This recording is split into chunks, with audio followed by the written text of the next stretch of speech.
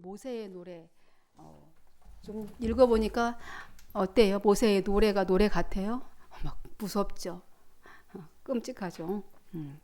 오늘 모세의 노래 32장 이제 거의 신명기가 끝나가죠. 신명기가 몇 장까지 있습니까?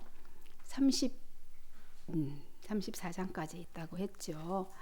신명기를 세 편의 설교 그리고 마지막 유언 계속해서 반복해서 말하죠.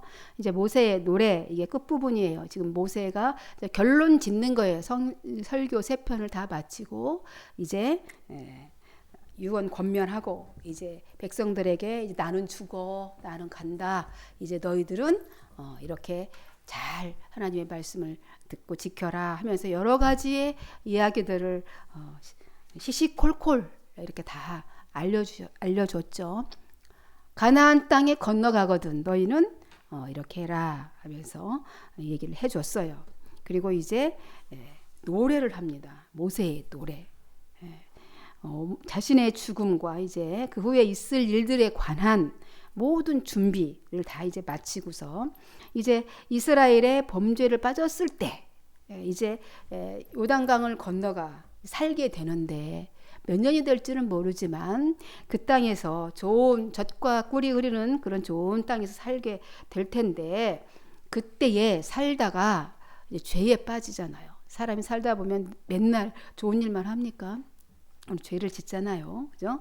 죄에 빠졌을 때에 이스라엘 백성들과 또 하나님 사이에 증거가 되는 노래를 지어가지고 이제 총회는 이스라엘 백성이 다 모이는 곳에서 이제 노래를 부르기 시작한 겁니다. 그래서 오늘 1절부터 지금 52절까지인데 이거를 다 읽을 수가 없어서 제가 부분 조금씩만 읽자 이렇게 했습니다.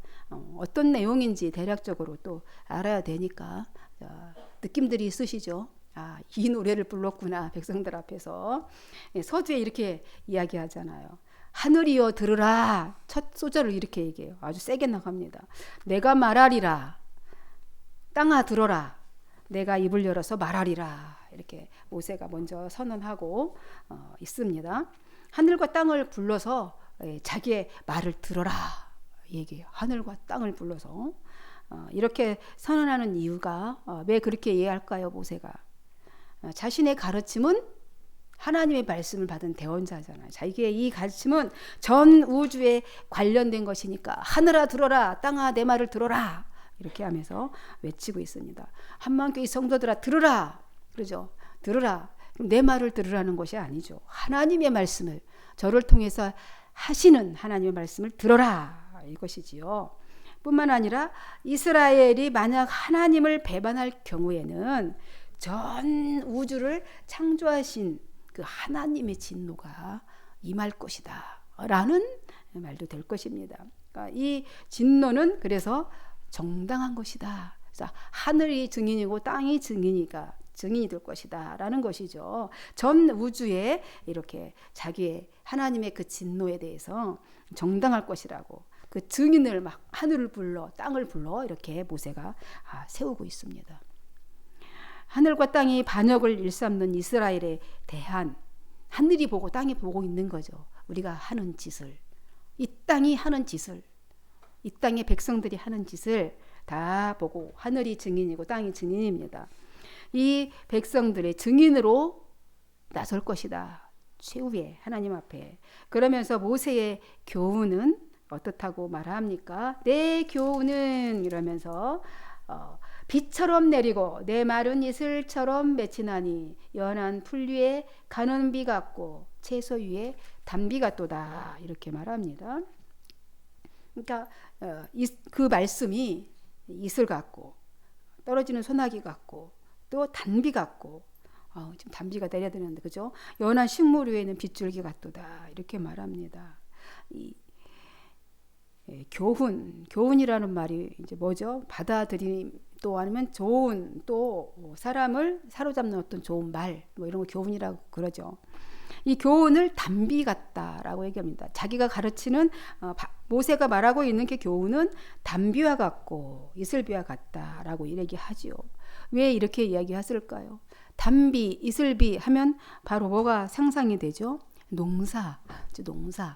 이제 강야에 40년 동안에 농사라는 걸 지어본 적이 없어요. 그냥 하늘에서 내려주는 만나 먹고 살다가 40년 지나서 이제 가나안 땅에 이제 건너가게 될 건데, 그때는 농사 짓고 살아야 돼요. 정착민으로, 떠돌이가 아니라 정착민으로 이제 살아야 할 텐데, 그때 농사를 짓고 살 때 이제 어려움이 있는 게 뭐냐면 바로 이 비예요. 비를 내려주지 않으면, 적당한 양의 비가 오지 않으면 작물들이 자랄 수가 없어요. 그죠? 그래서 때에 따라 내려주는 비가 이제 곡식의 결실을 가져다 주기도 하고 결정적으로 열매를 맺는 역할을 합니다. 그래서 이 말씀이, 자신이 말하는 이 교훈의 말씀이 바로 이 단비라고, 이렇게 이슬이라고 비유를 합니다. 이슬이 내려야 아침에 새싹들이 돋아나요. 아침에. 그래서 자기 생명, 쉽게 얘기하면 이 단비, 이슬이 없으면 이 생명이 탄생, 싹이 날 수가 없어요. 생명의 싹이. 그래서 하나님의 말씀을 계속 듣고 행하는 삶을 살다 보면 우리가 어떨 때 결국에는 우리가 어떤 영혼의 알찬 이렇게 곡식처럼 풍성한 결실을 맺을 수 있다라고 또 해석될 수도 있는 것이죠. 비와 이슬은 새싹이 돋아나게 하는 그런 힘을 갖고 있지요. 그리고 모세가 비와 이렇게 이슬에 비유한 것은 자신의 교훈은 또 새롭게 하고 또 비옥해 하게 하고 삶의 힘을 주시는 것이라고 이것을 표현하기 위해서 이렇게 비유하고 있는 거죠. 요즘 어느 때보다도 이 은혜의 단비가 절실한 것 같습니다. 이 산불이 지금 며칠째, 6일째 나서 타고 있는데, 그것 때문에도 은혜의 단비가 필요하지만, 가뭄에 목말라 있는 논바락처럼 메말라버린 영혼들을 어찌합니까? 그래서 정말 아우성치고 있는 영혼들의 소리가 들리지 않습니까? 있는 이 세상을 지금 보고 있는 것 같습니다. 마음이 막 삭막해지잖아요. 그죠? 다 맨날 죽이는 소리, 죽여야 된다. 그죠? 없애야 된다. 막 나의 말에, 내 생각에, 내가 하고자 하는 일에 동조하지 않으면 없애버려야 되고 적이라고 서슴없이 막 외쳐대고 있습니다. 주님은 정의의 정면으로 지금 대적하고 있고 정의로운 법을 수호하자고 하고 계시는데, 폭력에 대해서 또 주님은 그렇게 대항을 하셨습니다. 우리도 지금 정의로운 법을 수호하기 위해서 우리도 나름대로 저항하고 있습니다. 기도로, 그죠? 마음으로 저항합니다. 법치 국가에 정의로운 법이 세워져야 되고 하나님의 공의가 물처럼 흘러 넘쳐야 되는 것이 하나님의 법입니다. 이 땅 가운데 그렇게 일어나기를 간절히 소망하고 우리는 폭력에 대해 저항합니다. 그런데 예수님의 길을 걸어가야 할 이 교회들이 옳지 못한 일에 동조하며 나라의 혼란을 촉발하고 있습니다. 교회를 어지럽게 하고 있습니다. 도리어 교회가 지금 머리를 들을 수가 없을 만큼 밑바닥에 떨어져 버렸습니다. 이로 말미암아 온 나라가 지금 분열되고 국가 안보도 위협받고 국민의 삶은 불안정하기만 합니다. 이게 언제까지 갈지 속히 우리는 이를 위해서 기도하고 또 나름대로 해야 될 줄로 믿습니다. 마음에 나라를 품고 기도하고 이 폭력에 대해서는, 무너지는 법치에 대해서는, 정의에 대해서는 우리는 반드시 하나님의 사람으로 정의에 대해서는 이게 저항해야 된다고 생각을 하고 있습니다. 온 국민이 마음에 상처를 입었어요. 큰 불덩어리를 안고 살아가고 있습니다. 이 막 불이 올라온다고 하는 이들의 소리를 많이 듣게 되는 것 같습니다. 그냥 불이 올라온대요. 가만히 있으면 불이 막 속에서 올라와요. 그러나 아무리 우리가 엄청난 충격으로 그러니까 우리가 이렇게 아무리 큰 충격으로, 엄청난 충격으로 상처를 입고 이렇게 시련 가운데 있음을 우리는 인정할 수밖에 없죠. 그럴지라도 하나님께서 이 시련과 상처 위에 은혜의 단비를 내려주시면 모든 상처도 치료되고 새로운 싹이 돋아나게 될 것입니다. 이 은혜의 말씀이 한 절 속에 하나님의 위로가 들어져 있는 것 같습니다. 우리는 이 은혜의 단비를 간절히 사모합니다. 무너졌던 민주주의 법치국가의 권위가 회복되고 국유도 상승되고 경제도 다시 회복될 것입니다. 아멘? 아멘. 다시 회복될 것입니다. 그러나 우리가 먼저 해야 할 일은 이 국가적 문제를 우리가 끌어안고 하나님 앞으로 나아가 자복하고 회개해야 된다는 것입니다. 모세는 이스라엘 백성들이 범죄를 행했을 때 들어야 할 말씀을 이렇게 노래로 모세도 이렇게 들려주고 있습니다. 이 교훈은 비처럼 내리는 하나님의 말씀이고 영적인 축복이라고 선언하고 있습니다. 이렇게 서두를 이렇게 마치면서 이제 본격적으로 자신의 노래를 계속 시작을 해 가고 있어요. 완전하신 그 하나님의 행하심과 그 공의로우심과 진실하신 성품에 대해서 계속해서 찬양을 합니다. 여호와의 이름을 전파하라. 이렇게 3, 4절에 보면 여호와의 이름을 전파하라. 모든 피조 세계에 오직 하나님만이 찬양의 대상이 되신다라는 것을 전파하라. 이렇게 말합니다. 그리고 위대하심을 찬양하라고 합니다. 세상에 이처럼 위대하고 거룩한 일을 행하실 분은 하나님밖에 없다는 것을 찬양하라는 거예요. 지금 찬양하라는 겁니다. 우리가 세상이 어떻든 간에 나라가 어떻든 간에 지금 가슴이 밑에서부터 불이 올라와도 여호와의 이름을 전파하라는 겁니다. 오직 하나님만이 찬양의 대상이 된다고, 위대하고 거룩한 일을 행하신 이는 오직 하나님이라고 이렇게 찬양하고 전파하라는 겁니다. 그리고 그분이 반석이시다는 거예요. 반석은 비바람이 불어도, 반석은 바위를 얘기하는 건데 비바람이 불어도 전혀 요동이 없어요. 이와 같이 하나님께서는 자기의 뜻과 섭리를 이루어 가시는 데는 변함이 없으시기 때문이다. 이렇게 말하고 있어요. 그리고 모든 일은 안전하시다. 하나님은 안전하신 분이에요. 하나님은 거짓을 하실 수 없으시고 말씀하신 것을 행하신 적이 없으세요. 정직하시기 때문에 언제나 정의로우십니다. 그래서 언제나 오르십니다. 그 오르심을 찬양하라는 거예요. 내 생각이 내 이성이 오른 것이 아니라 하나님이 오르시다는 것입니다. 이렇게 찬양했어요. 이렇게 찬양한 모세는 이제 이어서는 이스라엘의 배도, 이스라엘이 이제 배반하게 될 거예요. 하나님을 배반하게 되는 것과 그 완악함에 대해서 이제 경고를 해요. 5, 6절부터 시작해서 이스라엘이 하나님의 무궁하신 그 은혜와 축복을 받고서도 그 은혜를 저버리는 배은망덕의 범죄에 대해서 책망을 합니다. 그들은 절망에 빠지게 될 것이라는 거예요. 그래서 이스라엘 백성들이 그때 그렇게 절망에 빠져, 너희들이 배은망덕하고 하나님의 그 은혜를 잊어버리고 그렇게 있을 때에 정말 눈앞이 캄캄하고 어찌할 바를 모를 그때에 옛일을 기억하라. 이렇게 말합니다. 그때 일을 기억하라. 그때 일은 언제 일일까요? 광야 40년 동안에 힘들고 척박하고 내가 한 치 앞도 갈 수 없을 나그네 길에 방향도 잡을 수 없던 그때에 이끌어 주셨던 그 옛일, 먹이시고 만나로 먹이시고 마추라기로 먹이시고 불과 기둥으로 이끌어 주셨던 그때를 기억하라는 거예요.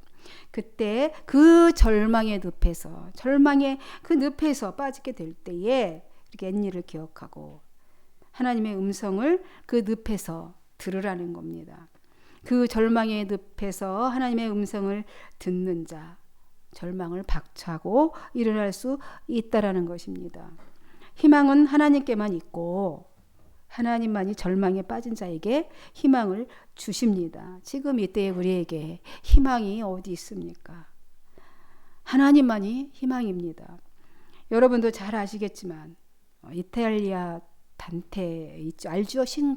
신곡을 보면 지옥편에 이런 기록이 있다고 합니다. 많이 들어봤을 수도 있겠지만 여기는 슬픔의 거리로 이르는 입구, 또 여기는 영겁의 고뇌로 이르는 입구, 또 여기는 백성들을 위한 입구이다. 그러나 너희들 여기로 들어오는 자는 모두 어떻게 하라고요? 희망을 버릴지니라. 여기가 지옥이죠. 희망이 없는 곳이 지옥입니다. 반대로 오늘 희망을 우리 가진 사람은 행복한 사람이에요. 우리가 지금 아까 소망이 있다, 희망이 있다 그랬잖아요.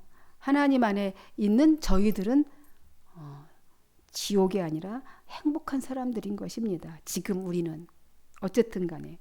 그래서 모세는 계속해서 노래를 부릅니다. 선택하시고 보호하시고 만나주시는 그 눈동자같이 지켜주시는 그 하나님의 사랑을 기억하고 그의 율례와 사랑에서 떠나지 말라 또 이렇게 권면합니다. 그러니까 하나님이 어떤 분이신가? 그분은 나의 교훈은 이슬과 같고 담비와 같고 소나기와 같고 빗줄기 같은데 이 말씀을 너희가 잘 들어라. 그런데 너희가 그 땅에서 살아갈 때 이렇게 절망에 빠지는 순간이 있다. 죄로 말미암아서 그때 그 절망에서 하나님의 음성을 들어라. 기억하라. 하나님이 너희들을 어떻게 그간에 너희 조상들부터 지금까지 어떻게 살아왔는지를 기억하고 회개하라고 합니다. 거기서 하나님의 음성을 들으라는 얘기예요. 그래서 절망에서 이제 소망으로 옮겨 오라는 것입니다. 그래서 그 다음에 그 사랑을 하나님의 그 사랑을 기억했으면 이제 그 율례와 사랑에서 떠나지 말도록 하여라 이렇게 권면하고 있습니다. 그러니까 하나님께서 자기 백성으로 선택하셨다는 것은 자신의 기업을 분깃으로 주겠다고 하셨다는 거예요. 자기의 분깃으로 취하셨다는 뜻입니다. 우리를 상속자로 삼으셨다는 것이에요. 성도는 여호와의 분깃입니다. 그러므로 그의 합당한 삶을 살아가야 돼요. 그렇게 할 때의 사랑의 대상이 되는 것입니다. 기쁨의 대상이 되는 것이고요. 우리의 기업의 확장의 대상이 되는 거고요. 그래서 영원한 분깃으로 하나님은 또 삼으십니다. 그러면서 보호하시는 하나님의 사랑에 대해서 좀 더 이제 모세는 구체적으로 설명을 합니다. 너무 길으니까 좀 부분 이렇게 이해가 잘 안 될 수도 있는데 말씀을 살펴보고 있어요. 독수리가 어떻게 좀 더 하나님이 너희들을 어떻게 내가 그렇게 보호했는지 이렇게 그 사랑에 대해서 예화를 들어서 설명하시는 거죠. 독수리가 새끼를 보호하듯이 그렇게 사랑하셨다는 거예요. 독수리가 어떻게 새끼를 보호합니까? 그죠? 알다시피 그죠? 어느 정도 크면 남의 아래서 낭떠러지로 떨어뜨려서 자기 날개를 다시 떨어질 때쯤 되면 받잖아요. 그렇게 해서 훈련하고 그렇지만 결코 외부로부터 먹히지 않도록 지키는 그렇게 업어서 날개 위에 업어서 그렇게 오듯이 낭떠러지 같은 그곳 떨어질지라도 그렇게 너희를 지키고 그렇게 사랑했다는 겁니다. 그러면서 그 교만 너희들이 그렇게 해서 왔는데 너희가 얼마나 교만했는 줄 아냐 15절 17절에 계속해서 이제 꾸짖어요. 이 노래 속에 포함되어 있습니다. 하나님께서 크신 사랑과 무궁하신 긍휼로 이스라엘을 돌보시고 보살펴 주셨지만 그 사랑을 배반하고 죄악의 길로 너희들이 걸어갔다. 여수룬이여 이렇게 하면서 여수룬은 정의로운 의로운이라는 말이에요. 정의로운 이스라엘아 여수르나 이 말은 정의로운 이스라엘아 의로운 나라 선택받은 이스라엘아 이 말입니다. 여기서는 이 찬양의 의미가 아니어요. 여수르는 여기서 그렇게 정의로운 그러니까 쉽게 얘기하면 잘난 예은아 뭐 이렇게 하면 칭찬이 아니잖아요. 잘난 칭찬의 의미도 있지만 비꼬는 것도 있어요. 여기서 그 말이에요. 여수르는 물질적으로 풍요가 지어지니까 물질적으로 이렇게 풍요롭고 하니까 하나님을 버리고 그 경홀히 여겼어요. 하나님을. 그래서 하나님 미워하시는 그 죄를 바로 지었단 말입니다. 이것을 교만한 여수르나 이렇게 얘기한 거예요. 그러니까 너희는 정의로운 나라, 의로운 나라인데 그 나라가 교만에 빠졌구나. 교만은 외부의 유혹에서 뿜어지는 게 아니죠. 교만은 내부에서 일어나는 거예요. 그래서 이 교만은 자기만 알고 남들은 자기만 모르고 남들은 다 아는 게 교만이라고 그랬잖아요. 그래서 무서워요. 몰라요. 모세는 그래서 계속해서 이어갑니다. 하나님은 이스라엘의 교만에 대해서 분노하셔요. 그로 인해 있게 되는 일들에 대해 이렇게 말합니다. 물질적인 손실뿐만 아니라 천재지변, 전쟁에서의 비참한 패배로 민족이 흩어지는 멸망에 대한 것과 죽음을 대비하는 지혜에 관한 것과 죄인들을 사랑하시는 하나님에 대해 이렇게 계속해서 앞으로 있게 될 일을 쭉 나열해서 노래에 실었습니다. 그리고 마지막 부분 39절 49절까지가 이제 나오는데요. 이게 마지막 부분을 보겠습니다. 39절에서 43절 오늘 읽었던 부분이죠. 이제는 다 곧 내가 그인 줄 알라. 나 이외에는 신이 없도다. 나는 죽이기도 하며 살리기도 하며 상하게도 하며 낫게도 하나니 내 손에서 등이 빼앗을 자가 없도다. 이는 내가 하늘을 향하여 내 손을 들고 말하기를 내가 영원히 살리라 하였노라. 내가 내 번쩍이는 칼을 갈며 그죠? 내 손이 정의를 붙들고 내 대적들에게 복수하며 나를 미워하는 자들에게 보응할 것이라. 내 화살이 피에 취하게 하고 내 칼이 그 고기를 삼키게 하리니 곧 피살자와 포로된 자의 피요 대적의 우두머리의 머리로다. 너희 민족들아 주의 백성과 즐거워하라. 주께서 그 종들의 피를 갚으사 그 대적들에게 복수하시고 자기 땅과 자기 백성을 위하여 속죄하시리로다. 이렇게 말합니다. 여호와 하나님의 권능에 대해서 이게 선포한 거예요. 39절에 하나님의 권능에 대해서 이스라엘의 고통당하는 모습을 하나님이 참아보지 못하시고 징계를 멈추셔요. 하나님이 멈추시고 하나님은 그 주권적 그 섭리하심으로 하나님은 섭리하심으로 이스라엘을 회복시킬 것을 선언하시고 계십니다. 결국 하나님의 백성 이스라엘은 고통을 당하지만 역사의 궁극적 승리자로 남게 된다는 축복의 약속으로 이 모세의 노래를 지금 43절까지 이렇게 하면서 마치고 있습니다. 성도 여러분, 하나님은 죄를 싫어하십니다. 싫어하시지만 이 사랑하는 또 백성들이 고통당하는 것을 싫어하셔요. 죄를 싫어하시지만 백성들이 고통당하는 것도 싫어합니다. 우리 공의 때문에 우리를 징계하시기도 하시지만 우리의 상처를 또 싸매 주시는 사랑의 하나님이십니다. 모세는 전능하신 하나님은 어떤 분인지 또 그의 백성은 어떻게 해야 하는지를 이 교훈의 노래를 통해서 지금 알려주고 있어요.